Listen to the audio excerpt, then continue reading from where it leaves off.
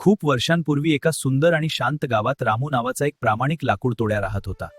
रामू रोज कष्ट करून आपल्या कुटुंबासाठी काम करत असे. रामू, काळजी घे हो. काळजी करू नकोस, देव माझ्या सोबत आहे. अरे देवा,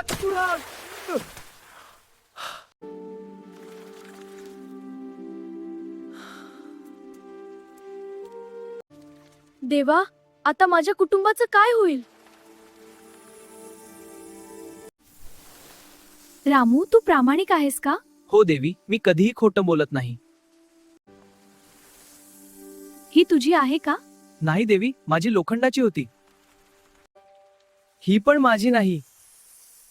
ही पण माझी नाही. परी लोखंडी कुऱ्हाड घेऊन येते. हीच माझी आहे.